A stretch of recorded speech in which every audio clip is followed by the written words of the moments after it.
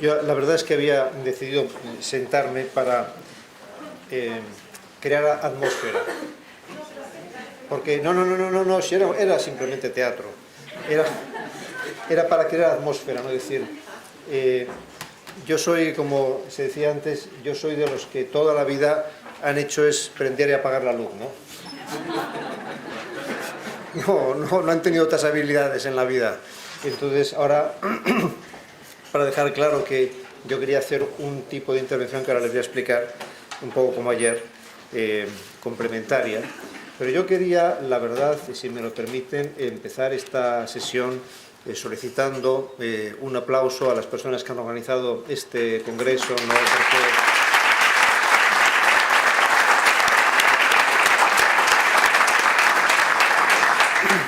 Porque luego habrá también ya los aplausos finales, ¿no? Pero me parece que ha habido intervenciones muy interesantes, muy inspiradoras, sugerentes, con ideas francamente de futuro y que a todos nos animan, ¿no? Y por eso me parecía que era oportuno agradecer tanto a los expositores como sobre todo también a los organizadores este congreso. Toda la magnífica visión que hemos tenido antes, que es muy, como digo, inspiradora, se fundamenta en un pilar esencial que ha salido ya repetidas veces, que es la vida espiritual del profesor de religión, ¿no? Y esa vida espiritual del profesor de religión es la fuente de todo. El profesor es convincente si vive y es algo que viene de dentro. Y me parece que también ha sido muy importante la observación, que es clave, y en fin, todos nosotros la vivimos todos los días, la verdad, pero creo que a todos nos ayuda recordarlo, es clave el no perder nunca de vista que la vida espiritual de un cristiano es una vida espiritual en la Iglesia. Lo comentábamos también un poquito ayer, ¿no? Nosotros encontramos a Cristo en la Iglesia, seguimos a Cristo en la Iglesia, y por eso para nosotros la Iglesia forma parte del gran misterio de nuestra vida. Y nos sentimos muy hijos de la Iglesia, y por eso todo lo que es de la Iglesia es nuestro. Y como dice el Papa Francisco, el misterio de la oración de un cristiano, de un católico, es el misterio de un encuentro personal con Cristo que acontece en la intimidad más profunda de la persona, y por tanto es lo más personal, lo más, en este sentido, individual, en el buen sentido de la palabra, pero al mismo tiempo, como dice el Papa, es siempre una oración llena de gentes, ¿no? Y a veces esas personas estarán presentes explícitamente, otras implícitamente, pero siempre está llena de gente. Bueno, esto significa, que es un poco lo que yo ahora quería a ustedes proponerles, esto significa que el profesor, la profesora de religión, tiene una conciencia muy clara de lo que significa la fe.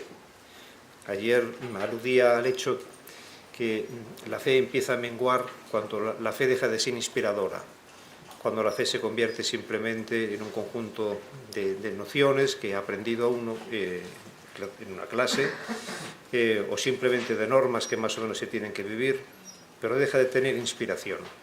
Y la fe deja de tener inspiración cuando la fe ya no es un encuentro. Mientras la fe sea un encuentro, la fe es inspiradora, porque es el encuentro con Cristo Salvador. Bueno, pues ayer me permití presentarles a ustedes un esquema muy sencillo, de una cierta estructuración de lo que es la persona humana. Ciertamente eso requeriría toda una serie de precisaciones, etcétera, también filosóficas, ¿no?, para distinguir, en fin, pero eso lo dejamos para otra ocasión. Y hablábamos de la sabiduría, de la fe como sabiduría, pero el otro punto de la fe es que la fe es sabiduría. Salía ayer en la última cita del Papa Benedicto, el Papa Emérito Benedicto XVI, que la fe es sabiduría, pero con la modalidad del encuentro. Es una sabiduría que acontece, que se vive, que consiste definitivamente en un encuentro.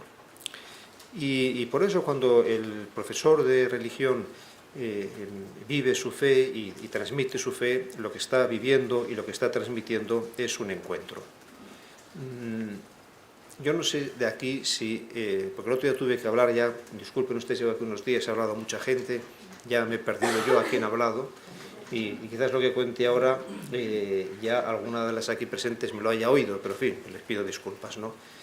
Es la historia del Lord Ingrés, que tenía un castillo allí en el campo y organizaba de vez en cuando alguna velada para los notables de la zona. Y en una ocasión, pues, invitó a la gente así importante de la comarca y también invitó a un actor de teatro. Este lord lo que hacía era agasajar a los notables y luego abría las puertas del castillo, entraba al pueblo y acababan la velada todos. Y entonces en esta ocasión, cuando le invitó al actor de teatro, pues el actor de teatro pensó: hombre, si me ha invitado este lord será porque probablemente quiera que cuando acabe la comida recite algunas piezas escogidas de mi repertorio. Y se preparó. Y efectivamente, llegó a la gente por la noche, se abrió las puertas para los notables, les agasajó con una comida rica, el noble, luego abrió las puertas del castillo, entró el pueblo, y entonces le pidió al actor de teatro que recitase algunas piezas. Y efectivamente el actor de teatro pues recitó, declamó algunas piezas escogidas. Y al final acabó con el salmo del buen pastor. El Señor es mi pastor, nada me falta, me conduce a verdes praderas. Aunque camine por cañadas oscuras no temo nada, porque su vara y su cayado me acompañan. Y cuando acabó el actor de teatro, pues hubo un gran aplauso, porque lo había hecho francamente bien hoy. Todo el mundo pues lo vitorió. Y el actor de teatro vio ahí al fondo al viejo párroco. Y entonces, mientras era felicitado, se acercó al viejo párroco, que también le aplaudía, y le dijo al viejo párroco, cuando el viejo párroco pues le saludó, le dijo al viejo párroco: pero usted el salmo ya lo conocía. Y el párroco dijo: ya lo creo que conozco el salmo. Entonces el párroco empezó así, como a voz bajita, a recitar el salmo. El Señor es mi pastor, nada me falta, me conduce a verdes praderas, aunque camine por cañadas oscuras no temo nada, porque tu vara y tu cayado me sostienen. Entonces fue haciéndose silencio en la sala del castillo, y cuando acabó el párroco, la gente tenía lágrimas en los ojos.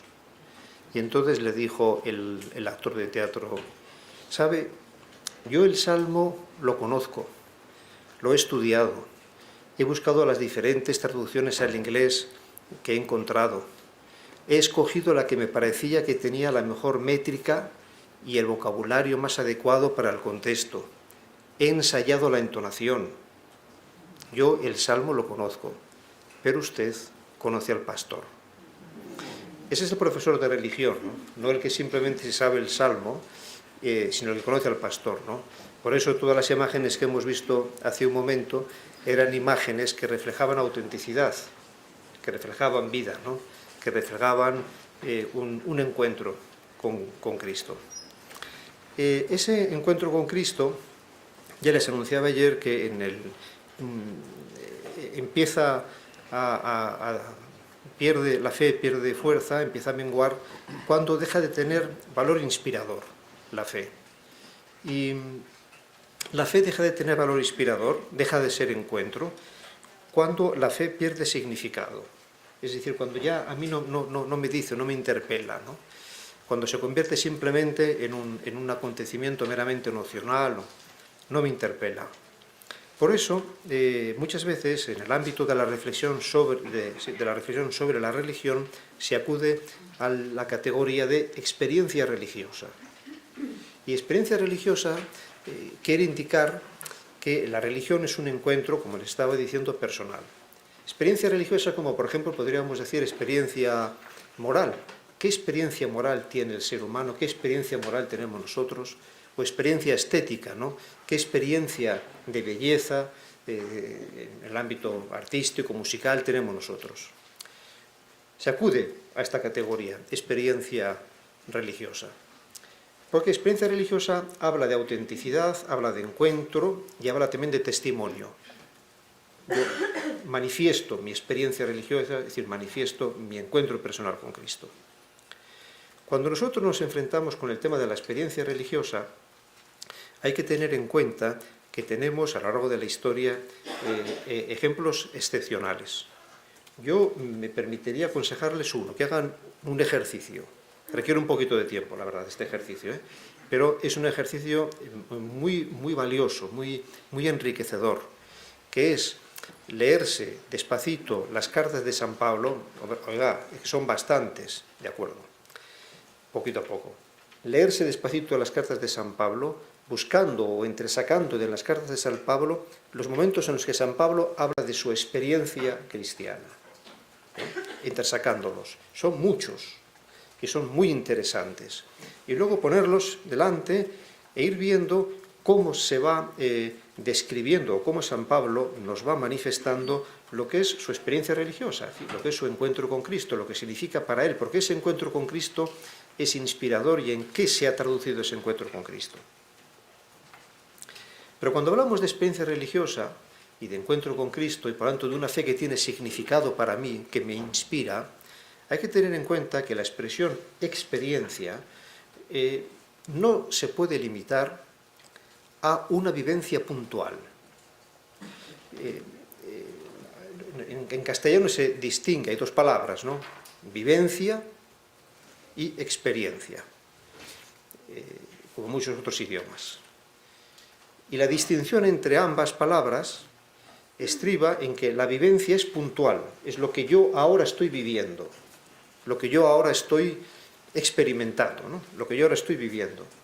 Mientras que experiencia hace referencia a ese conjunto de vivencias que se van dando en la vida, de diversa índole, que se entrelazan, se ponen en comunicación, se van reelaborando con la reflexión, se enriquecen con las lecturas, etc., de tal modo que la persona poco a poco se va convirtiendo en una persona experta en algo.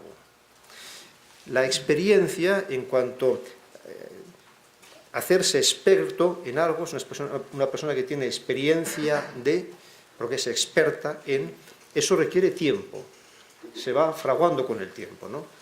Uno podría, a ustedes les podrían preguntar, ¿no? Pero ¿usted qué experiencia tiene del tráfico en Santiago? Y entonces ustedes podrían contar una anécdota. Pues mira, hace 2 días me pasó, es una vivencia. Pero la persona que tiene experiencia del tráfico te dice, no, mire, yo la verdad es que en los últimos años creo que ha mejorado, está más ordenado. Bueno, aquí quizás siempre está ordenado, el ejemplo es malo. Vamos a la experiencia del tráfico en Roma, que es caótico, ¿no? No, mire usted, efectivamente, como siempre, ¿no? Como aquel en Italia, cuando uno va en moto tiene que llevar casco, ¿no? Como aquellos dos que van en una moto en Nápoles y se acercan sin casco y se acercan a un policía y le preguntan, oiga, ¿cómo se va a tal sitio? Dice, pues vayan por allá y luego la segunda a la izquierda, pero cuidado porque la segunda a la izquierda es dirección prohibida. Esto el policía, ¿no? Entonces uno le pregunta, oiga, ¿cómo es el tráfico en Roma? Pues es caótico, no es caótico, es mejor, es peor, etc. Porque una persona se ha ido fraguando su experiencia en este tema. Cuando nosotros abordamos el tema de la fe, el del encuentro con Cristo, el de la experiencia religiosa, hay que tener en cuenta que no son simplemente vivencias puntuales, que las hay y que pueden tener una incidencia importante en la vida de cada uno, sino que hablamos de lo que es nuestra vida, nuestra existencia, la experiencia que se va fraguando con el paso de los años.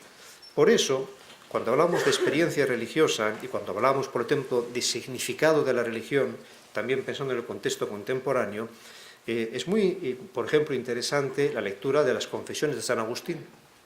Y las confesiones de San Agustín es precisamente eso, como en San Pablo veíamos en sus cartas, San Agustín nos cuenta su experiencia religiosa, ¿no?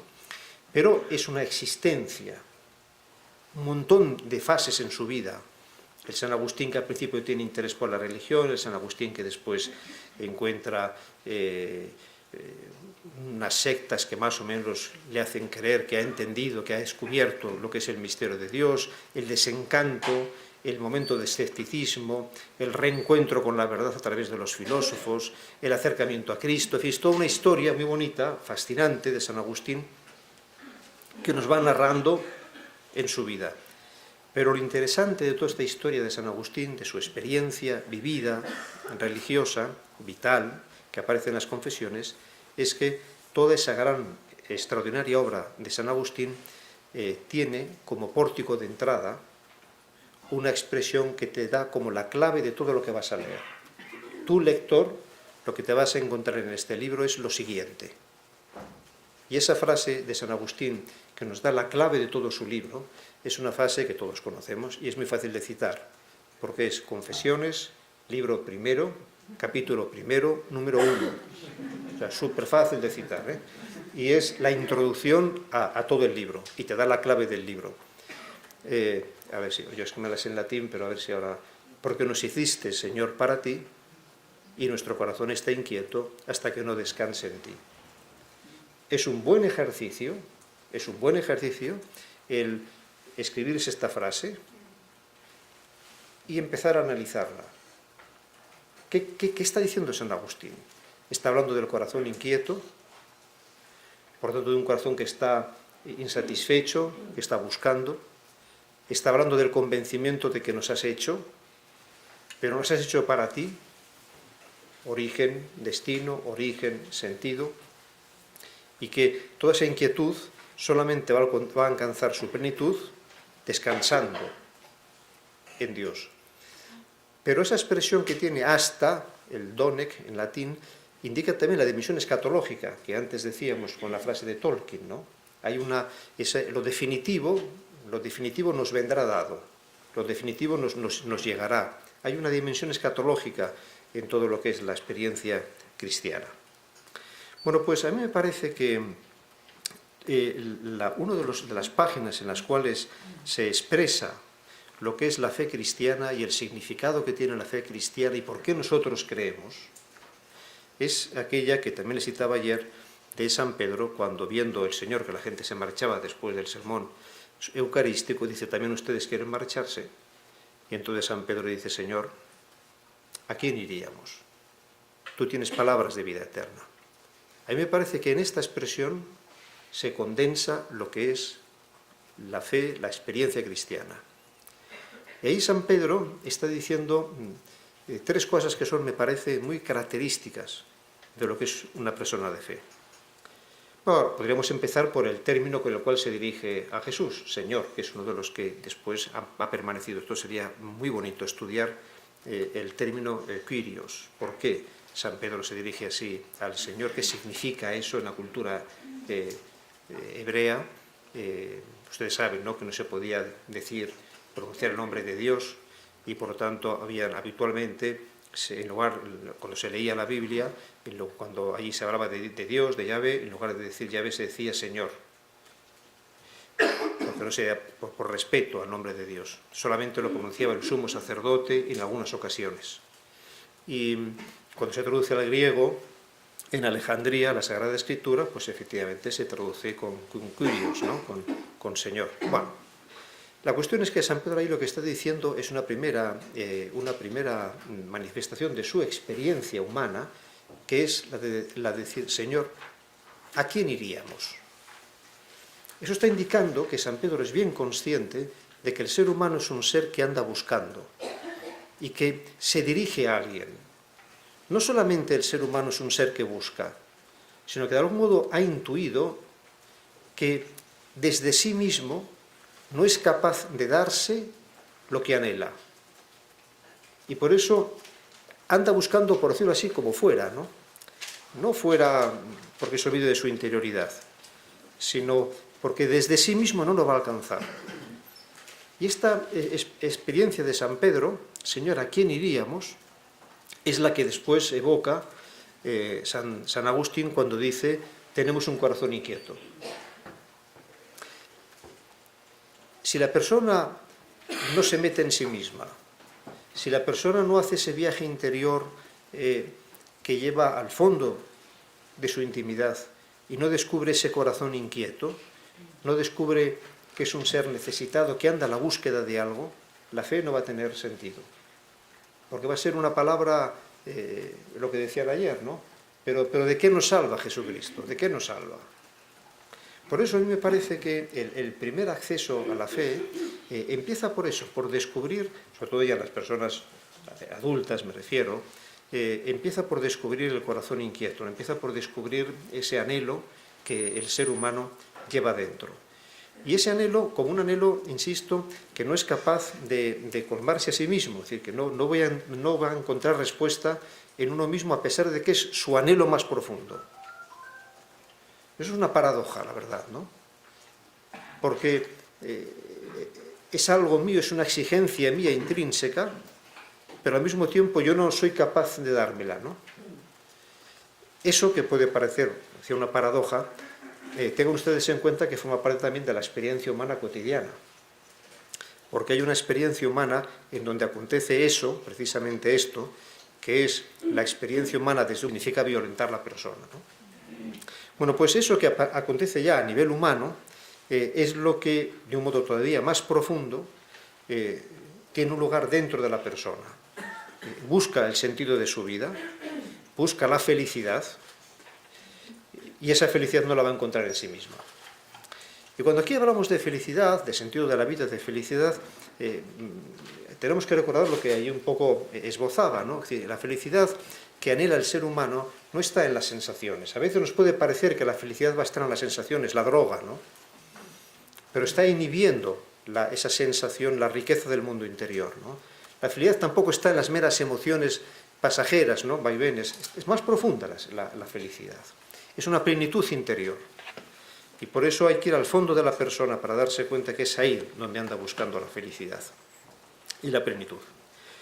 Esta experiencia de búsqueda es una experiencia que tenemos todos porque el ser humano es intrínsecamente inconformista. Y es inconformista porque nunca encuentra lo que busca en lo que está al alcance de su mano. El ser humano es inconformista desde todos los puntos de vista, ¿no? O sea, ustedes recordarán cuando empezaron los teléfonos móviles, lo que eran, tal, o las computadoras, ¿no? Todo el mundo es inconformista con las computadoras, ¿no? Todo el mundo.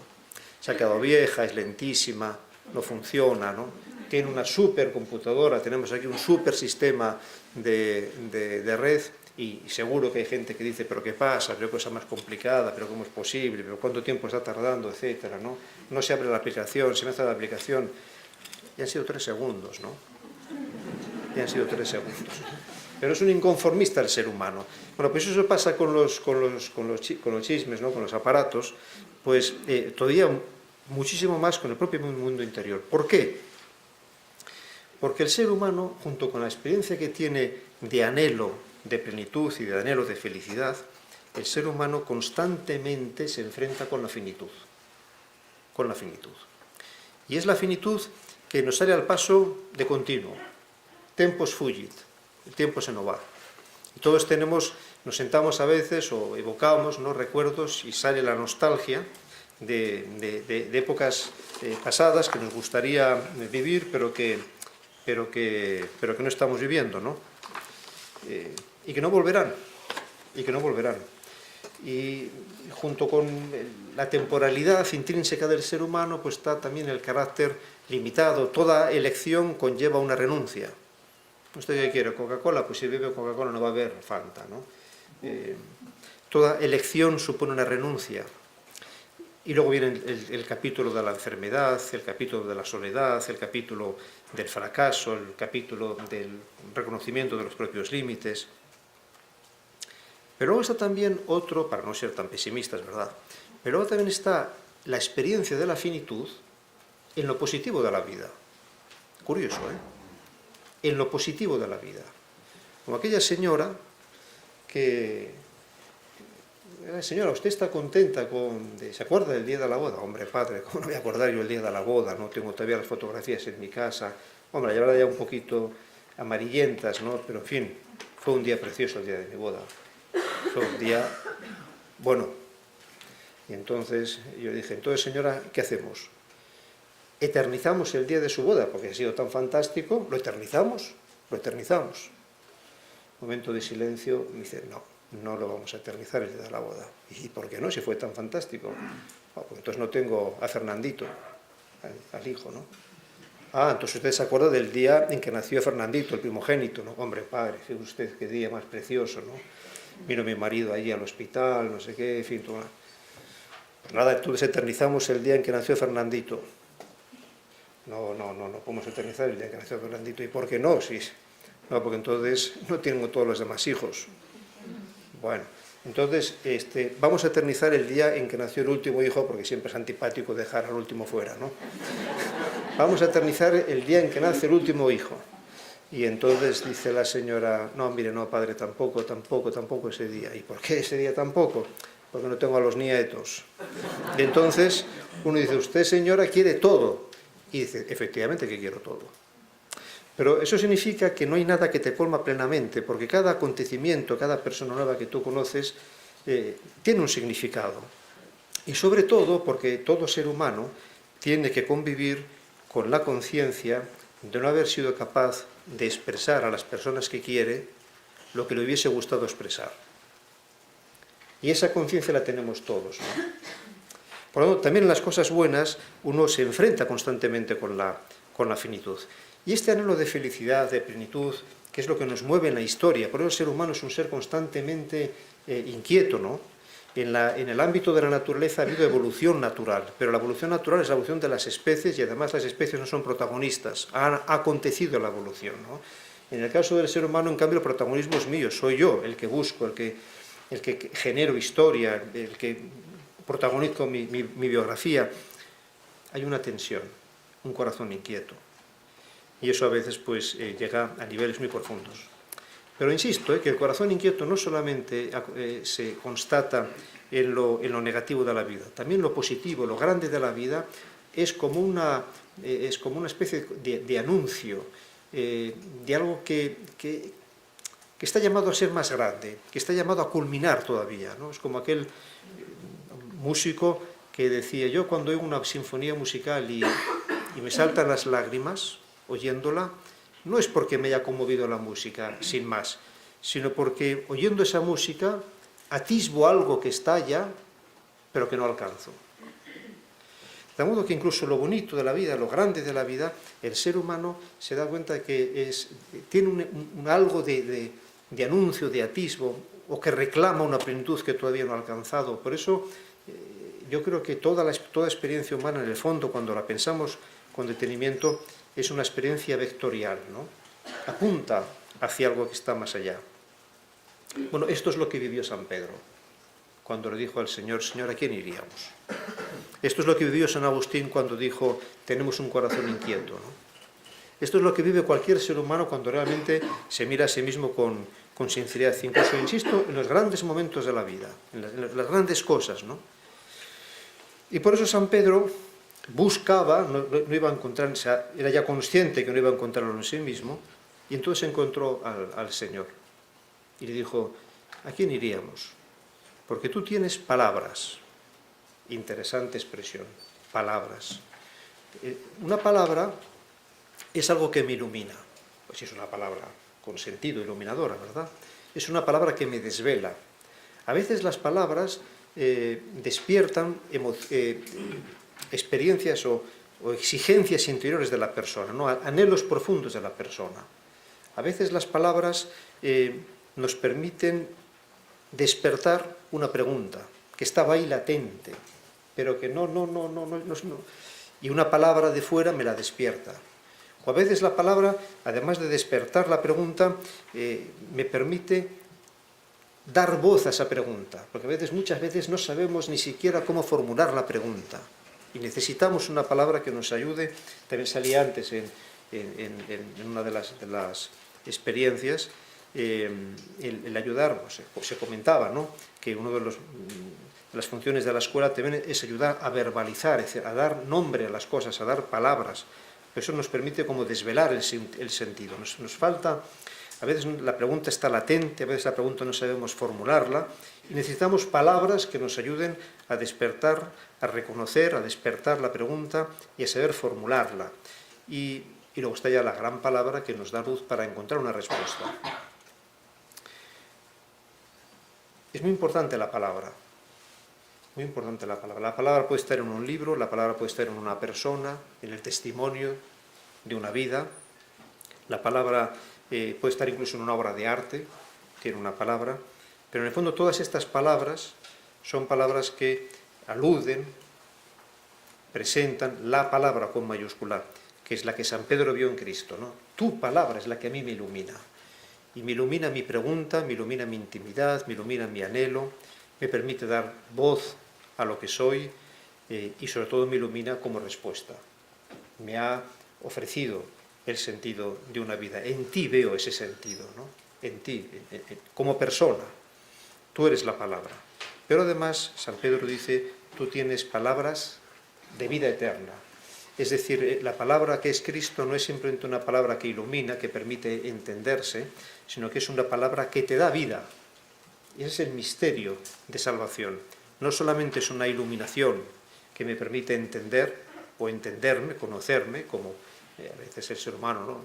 Se busca a sí mismo, conócete a ti mismo. No solamente es una palabra que da luz, sino es una palabra que da vida. Y vida eterna significa aquí no solamente ya vida en el más allá, que por supuesto, sino también plenitud de vida aquí, en el más acá, una incoación aquí de lo que vendrá después. Por este motivo, me parece que la expresión esta de San Pedro nos ayuda a entender lo que es nuestra fe. Y esto yo lo quería decir en este contexto de profesores de religión, porque creo que cuando el adulto es bien consciente de lo que está viviendo, de lo que es su experiencia religiosa, de lo que es su encuentro con Cristo, del significado, de lo que es todo eso, es entonces cuando es capaz de transmitirlo. Y como también comentábamos ayer, porque fue una pregunta muy interesante, eso es precisamente lo que hace que la enseñanza de la religión no sea tediosa. Porque los temas que se tratan no son temas meramente abstractos, ¿no? Son los temas de mi vida, son los temas de mi existencia, en su verdad profunda. Y por eso yo creo que muchas veces en el profesorado de religión, por lo menos yo lo entiendo así, la preparación de la clase de religión muchas veces será no solamente ya el recuerdo, en fin, con los materiales que ustedes tengan de los objetivos que se pretenden, no solamente será ya las metodologías pedagógicas para alcanzar esos objetivos, las actividades dinamizadoras que permiten educar de una manera completa, como hemos estado viendo hace un momento.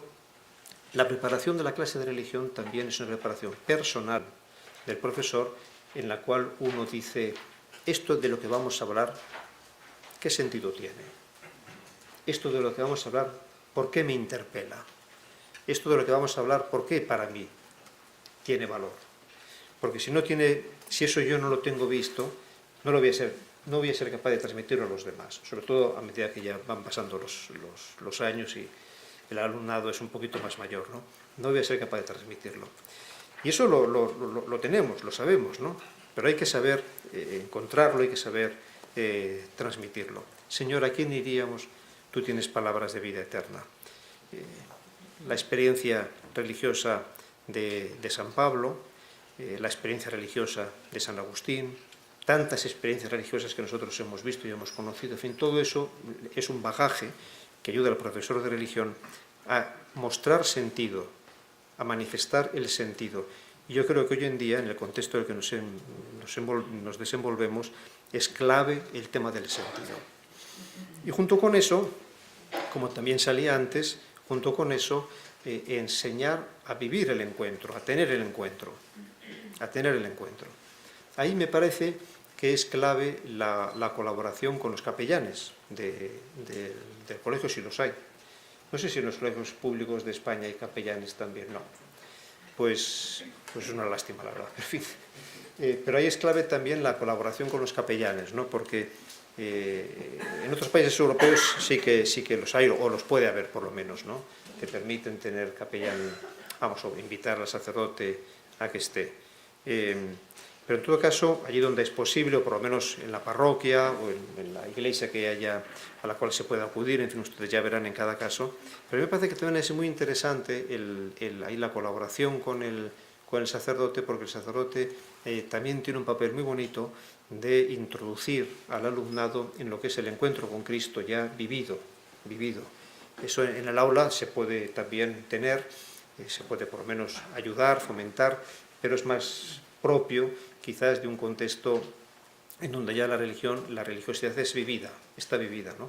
Y por eso pues hay actividades extraescolares que lo facilitan, o en donde sea también posible dentro también de lo que es el ámbito escolar, pues con ayuda del capellán, el ayudar a que el alumnado tenga, según su edad, en fin, esto lo saben ustedes mucho mejor que yo, ese encuentro con Cristo.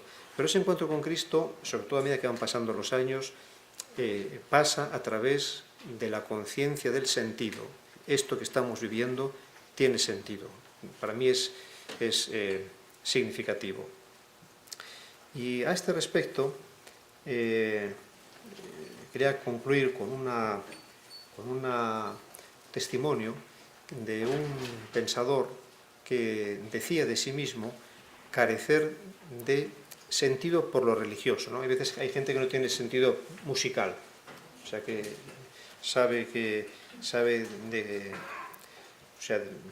distingue el tipo de música en función del contexto, no de la música misma, ¿no? Que no tiene sentido musical.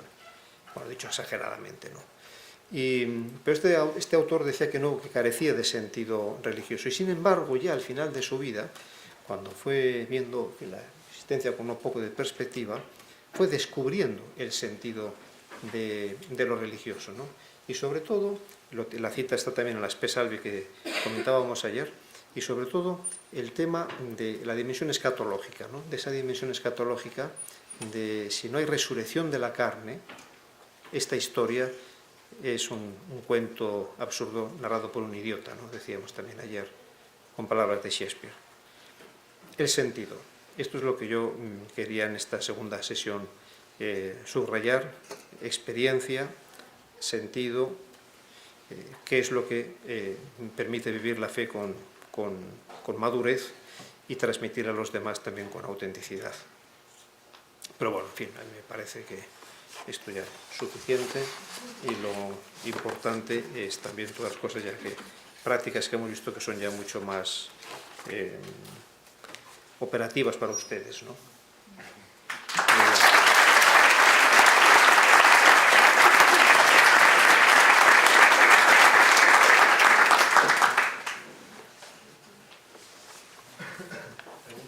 Bueno, preguntas o comentarios o si las hay, porque esto...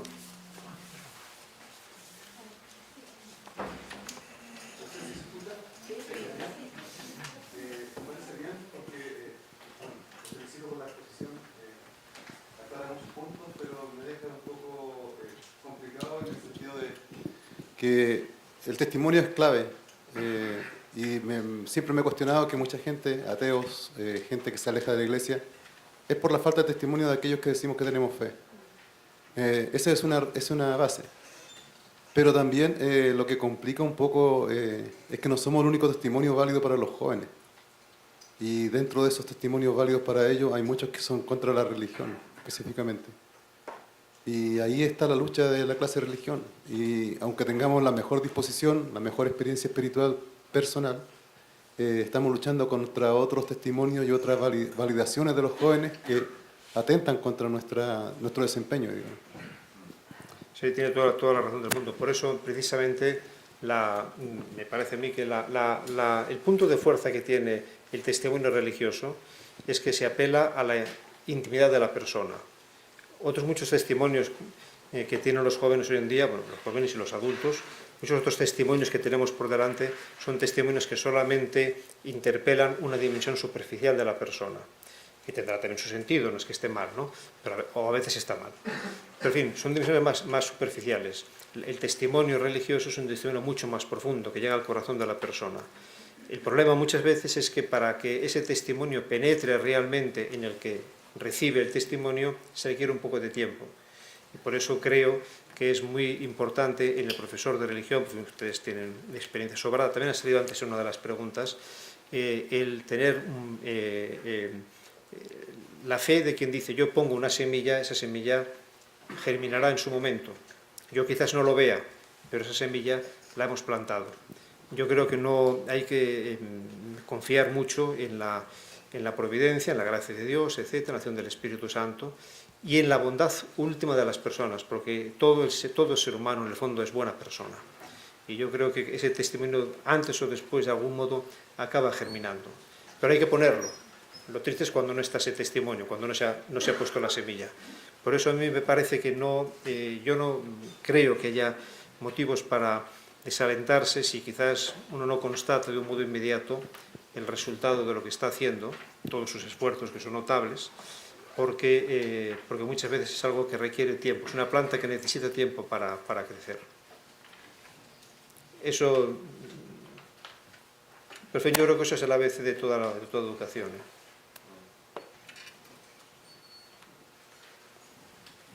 No sé si es comentario o pregunta. Nosotros como profesores de religión estudiamos teología, antropología, filosofía y cada quien saca su currículum, ¿verdad? Pero estamos en búsqueda. También luchamos con nuestra propia humanidad. También nos equivocamos, pecamos, nos caemos, nos alejamos de Cristo. Bueno, ya, cada quien ponga su lista. ¿Cómo hacer para no desanimarse? Porque a mí me pasa de repente que estoy hablando de cosas y digo, y yo no lo estoy viviendo. Niñitas, recen, hagan esto, hagan lo otro, y yo no lo estoy haciendo. Entonces, a veces llega como ese remordimiento, pero al mismo tiempo uno dice, bueno, pero no importa, porque yo sé que esto es algo bueno, y te digo, Juan, para que me oigas, Pedro, ¿no? Como dicen por ahí. Entonces, ¿cómo hacer para no dejarnos tentar a veces por el demonio de decir, o sea, tú, si no sirves para nada, si se te olvida rezar, si ayer le gritaste a no sé quién, y seguir en esa misión de transmitir la fe, que si uno dice, bueno, en este instante no es así la fe más fervorosa, pero yo he hecho esa experiencia de Cristo. Entonces, claro, claro. Yo creo que por eso es interesante lo que les decía antes de la lectura despacito del testimonio de San Pablo.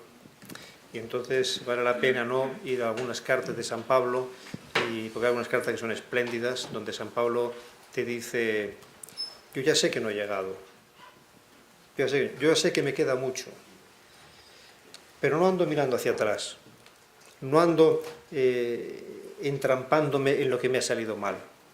Yo miro hacia adelante, voy hacia adelante, porque cuento con el impulso del Señor. Eso es vida de fe.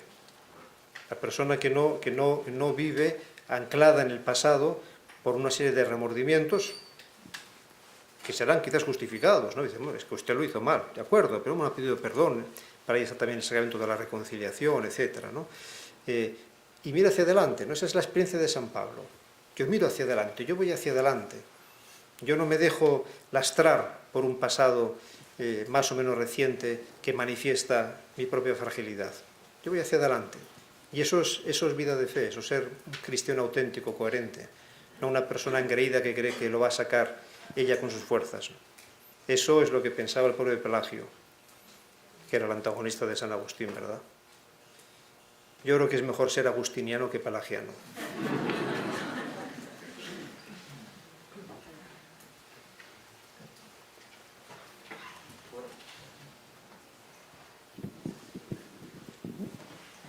Bien, don Luis, yo creo que lo resumía muy bien al final. En la línea de lo que planteaba aquí la profesora, también allá el profesor, de cómo transmitir también a nuestros jóvenes, que son los que, frente a los que estamos más expuestos y nos piden un testimonio más creíble, cómo transmitir que lo que el Señor ha hecho con nosotros, venir a nuestro encuentro, esa conversión no ha acabado, ¿cierto? Y que la conversión primera es siempre a la persona de Cristo.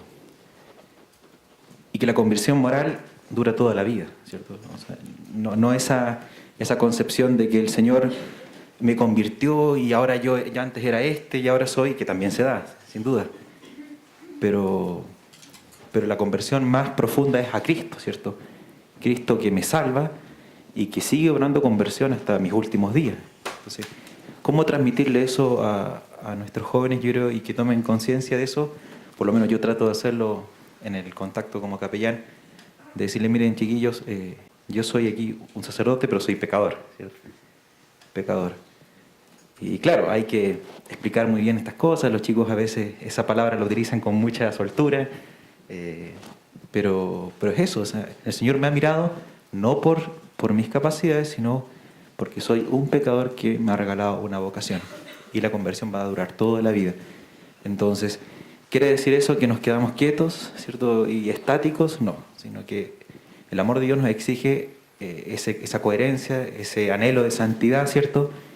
Ven, Señor, a mí, conviérteme, sin duda, pero estamos todos en camino, ¿cierto? Yo creo que cuando lo peor que nos puede pasar es pensar que estamos ya en un estado de conversión muy alto, porque claro, ven una incoherencia en nosotros y se derrumba todo. Yo creo que va por ahí, la conversión, en resumen eso, la primera, transmitir eso a los jóvenes. Primero es a Cristo, a la persona. Él ha venido a mi encuentro y la conversión más moral dura toda la vida. Correcto.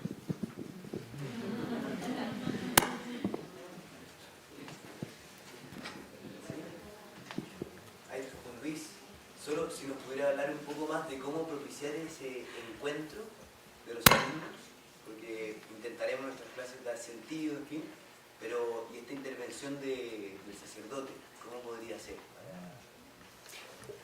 Sí, o sea, a mí me parece que, personalmente me parece, ¿no?, que uno de los grandes desafíos que hoy en día tenemos es el desafío de la espiritualidad.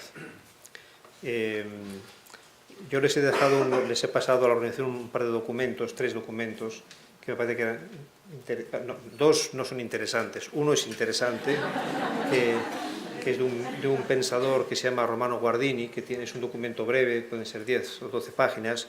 Es un poquito complicado, quizás si uno empieza a leerlo creyendo que es un periódico, pero es una reflexión que se titula La aceptación de sí, aceptarse a sí mismo. Es un tema que evoca todo un libro precioso de un pensador danés que se llama Kierkegaard, que escribió un libro mucho más difícil que este artículo que les he pasado sobre el tema de la desesperación, unas historias muy bonitas. Este de Guardini vale mucho la pena, es aceptarse a sí mismo en esta línea que comentábamos ahora, ¿no? Como la persona se acepta a sí misma con su fragilidad, al mismo tiempo con sus valores, y cómo esa aceptación de sí tiene sentido, alcanza plenitud precisamente en el encuentro con Cristo, que es un camino. Y por eso la imagen del cristiano siempre es un camino, estamos en camino. Y el cristianismo desde este punto de vista, y ahora voy a la respuesta, porque me parece que es importante el tema este de la espiritualidad.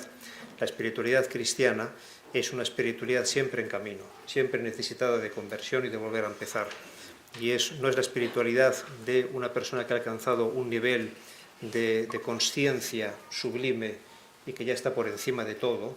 Eso es gnóstico, eso no es cristiano, ¿no? Y me parece que además es falso. Y en cambio lo cristiano es lo que vemos en el Nuevo Testamento, por ejemplo, es elocuente, la historia de Pedro. Pedro le dice al Señor, pero hombre, eso que has dicho no tiene ningún sentido. Y el Señor le contesta, aléjate de mí, Satanás. Y luego le niega 3 veces, pero luego le dice, Señor, tú lo sabes todo, tú sabes que te amo. Pero luego después es reprendido por San Pablo después. Bueno, San Pedro, ¿no has aprendido? Pues no ha aprendido, pobre San Pedro. Y luego está la famosa leyenda, que es una leyenda que no es verdad, ciertamente, pero es una leyenda bonita del Quo Vadis, allí en Roma, ¿no? San Pedro que huía y que se encuentra con el Señor y le dice, ¿a dónde vas? Le dice San Pedro al Señor, pues voy a ser crucificado de nuevo porque tú te escapas. Bueno, es una leyenda falsa, ¿no? Pero esa es la vida cristiana, ¿no? Entonces, a mí me parece que uno de los temas, uno de los desafíos que tenemos hoy en día, sobre todo en algunos sectores de la sociedad, es la fuerza con la que están entrando espiritualidades no cristianas. Y me comentaba un amigo que donde él vive, pues habían cerrado toda una serie de iglesias, no tanto porque faltasen sacerdotes, que también, sino sobre todo porque la gente había dejado de ir a la iglesia. En cambio, se habían abierto un montón de centros de espiritualidad no cristiana, ¿no? Por esos centros, ¿qué es lo que dan? Bueno, pues dan una espiritualidad, efectivamente dan una serenidad, un viaje interior que ayuda a la persona a encontrar paz, serenidad, etc.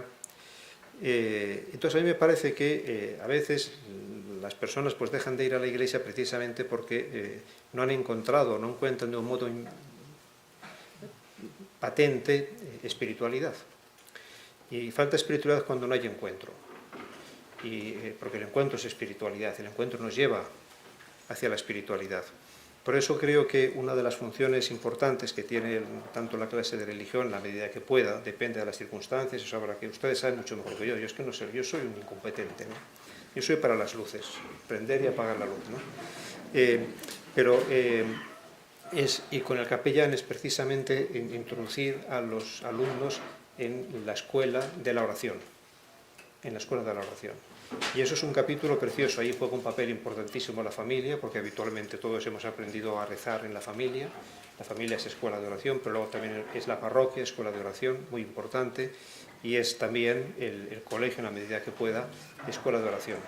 Pero junto con esa escuela de oración, que es la oración íntima de la persona, que está también intrínsecamente unida, como les decía ayer. Para mí creo que es muy importante esto también, aprender a descubrir la liturgia como oración, como lo que es, ¿no?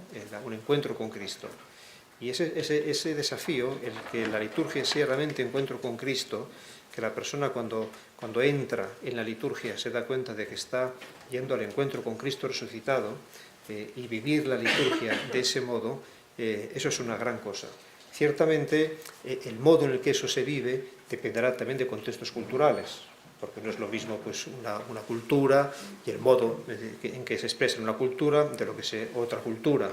Y es distinto el modo en el cual se vive la liturgia como encuentro con Cristo, lleno de sentido sagrado y al mismo tiempo de enorme intimidad, en algunos pueblos, pues no sé, africanos, de lo que es en cambio en algunos pueblos de Estados Unidos, ¿no? Son cosas distintas, ¿verdad? Y cada uno lo expresará a su manera. Y yo creo que todas las comparaciones son odiosas. Hay que respetar la sensibilidad de las personas y me parece que uno no es quien para andar por ahí criticando con suficiencia lo que hacen otros sin haber penetrado en lo que allí acontece, en la intimidad de las personas y en el sentido que eso tiene. Pero ya ustedes que están aquí, pues entonces con la riqueza que tiene la liturgia católica, me parece que es muy bonito también el enseñar a los alumnos y a las alumnas a descubrir ese sentido profundo de la oración y ese sentido profundo de la liturgia. Y ahí juega un papel muy importante, además del profesor de religión, creo, el capellán.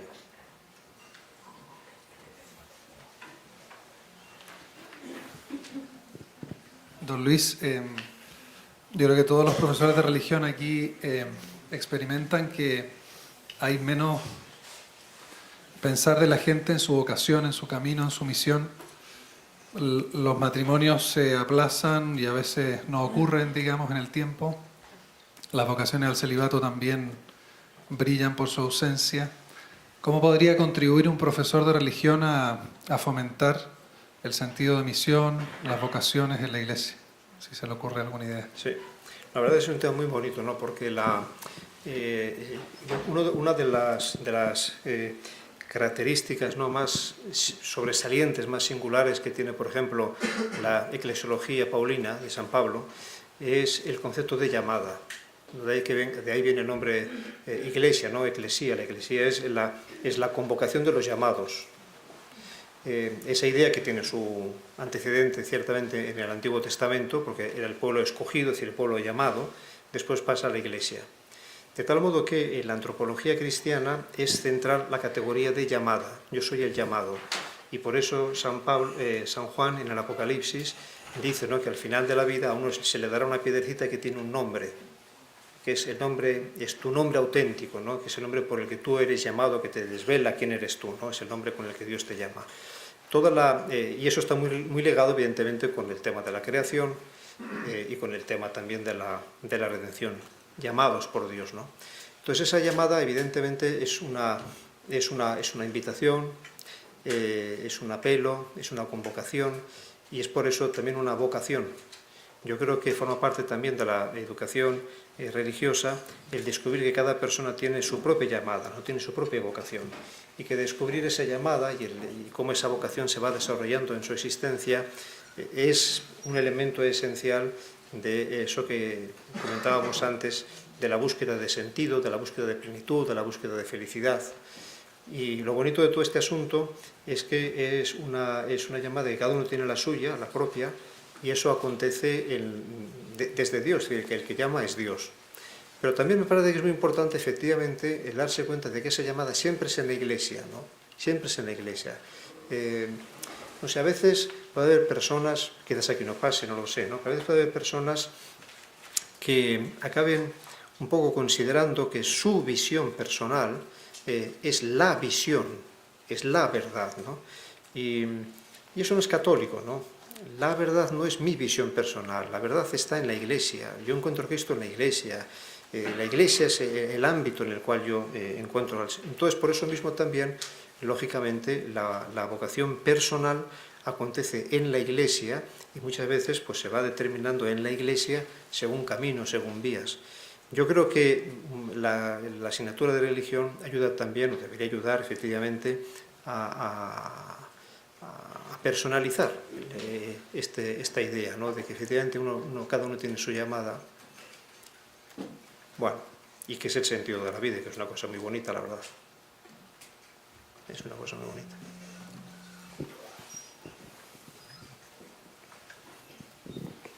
Don Luis, usted ha tocado un tema muy importante que es el sentido de la vida, ¿no? Y pareciera que en la época de la juventud y en lo que vemos en la juventud en la sociedad hoy día hay poco sentido de la vida. Yo he hecho el experimento de preguntar a alumnos, a ver, ¿para qué vives? ¿Para qué estudias? ¿Para qué te esfuerzas? Y pareciera que esta felicidad que ellos anhelan se les acaba cada rato, ¿no?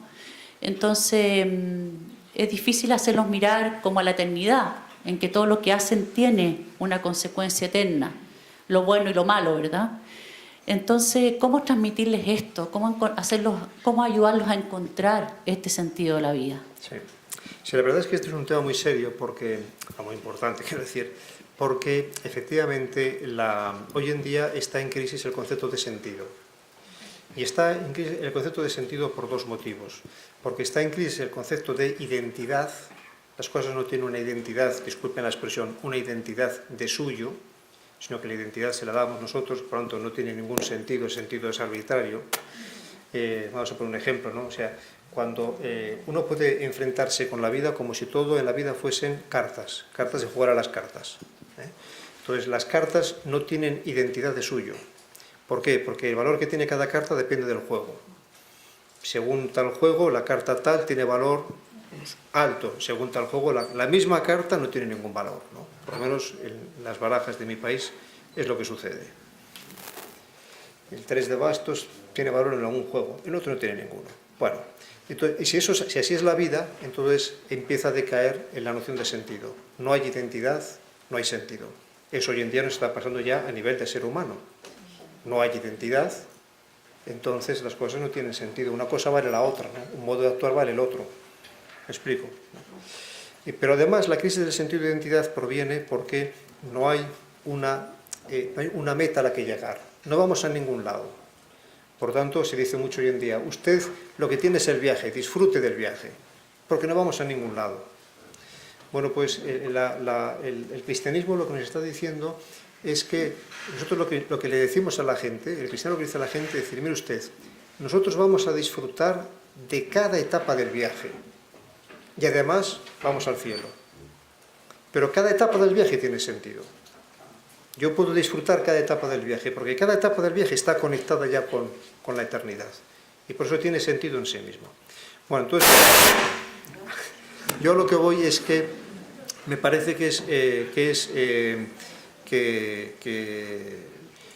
puede ser útil tener en cuenta un poquito el esquema que les presentaba el otro día, porque muchas veces las personas, ¿no?, dejamos de aspirar a cosas grandes porque nos contentamos con dimensiones muy superficiales de la persona. Y la educación ayuda también a darse cuenta de que vale la pena profundizar y descubrir dimensiones mucho más profundas y mucho más enriquecedoras. Eso desde todos los puntos de vista, ¿no? Uno dice, es imprescindible que la persona aprecie el arte. No, no es imprescindible. Ahora, si usted no aprecia el arte, no sabe lo que se está perdiendo. Es imprescindible que una persona goce no sé, con un concierto para piano y orquesta de Mozart. Pues no es imprescindible, ciertamente. Ahora no sabe usted lo que se está perdiendo. Y eso pasa a nivel estético, a nivel ya superior, mucho más, ¿no? Entonces a mí me parece que es muy importante ayudar a las personas a meterse dentro, este camino un poco interior, que le gustaba mucho a San Agustín, a meterse dentro para darse cuenta de que la persona es mucho más rica, o que las sensaciones que pueda tener, o que las emociones pasajeras que pueda vivir. Hay mucho más en la persona. Y ese más en la persona nos lleva hacia Cristo, hacia Dios, ¿no?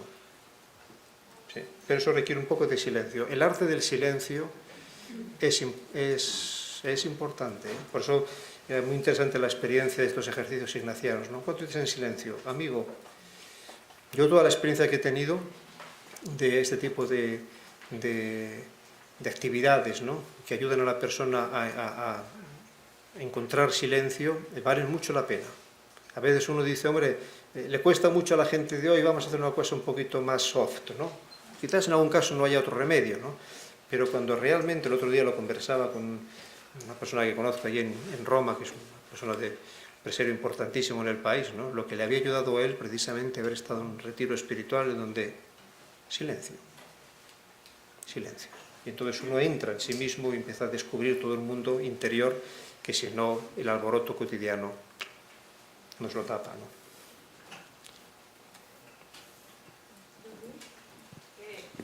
A veces, o sea, el encuentro con Cristo a veces también es el encuentro con la cruz de Cristo. Entonces, a veces, y ahí los alumnos se pueden desanimar o no entender. ¿Qué nos puede decir para ayudar a valorar la cruz, el sufrimiento o las dificultades de la vida? Bueno, por eso decía también lo de San Pablo, ¿no? Porque San Pablo en su experiencia cristiana habla bastante de la cruz también, ¿no? Pero eso por desgracia, bueno, por desgracia no, por desgracia, la vida es así. En la cruz se la va a encontrar todo ser humano. Todo ser humano se va a encontrar con la cruz, ¿no? Precisamente porque estamos constantemente enfrentándonos con nuestra finitud. Pero ese es el ser humano. Por tanto, el problema no es tanto si voy a encontrar o no la cruz, sino qué sentido tiene para mí esa cruz que yo pueda encontrar. Y si esa cruz que yo voy a vivir, porque nos va a tocar vivirla a todos, me lleva hacia un más allá, hacia un amor grande, o por el contrario, se queda en un puro sufrimiento, que me amarga la vida. Este es un poco el tema que aludía hace un momento, de este librito de Kierkegaard, que se titula La enfermedad mortal, que es difícil de leer, pero en donde él dice, la enfermedad mortal no es la enfermedad, no es el cáncer. La enfermedad mortal es la desesperación del alma. Y la desesperación del alma acontece cuando la persona no se acepta a sí misma. Es decir, cuando no acepta precisamente eso, las cruces también que aparecen en la vida. Por otra parte, también es bueno darse cuenta de que la vida está llena de cosas preciosas. Y que efectivamente hay cruces, pero la vida está llena de cosas maravillosas, ¿no? Y que también es muy importante el darse cuenta de que todo lo maravilloso apunta hacia Dios y nos lleva a Dios, ¿no? Y son grandes realidades humanas.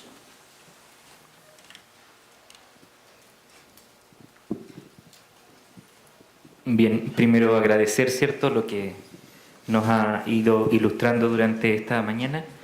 Y dentro de las cosas comparto mucho la pregunta que hacía la profesora anterior, que era ¿qué sentido tiene la vida, ¿no?, para los jóvenes y para nosotros mismos?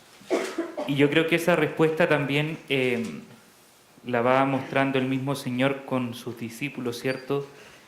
Y que en el fondo es amar a Dios sobre todas las cosas, al prójimo como a ti mismo. Entonces, yo he procurado en el poquito tiempo que llevo, de alguna manera, que este sentido a la vida se responda en lo que también decía San Alberto Hurtado. Decía, ¿para qué está el hombre en el mundo? El hombre está en el mundo para amar y ser amado porque alguien lo amó. Somos esas criaturas de Dios, ¿cierto?, que siendo débiles y frágiles, somos profundamente amadas.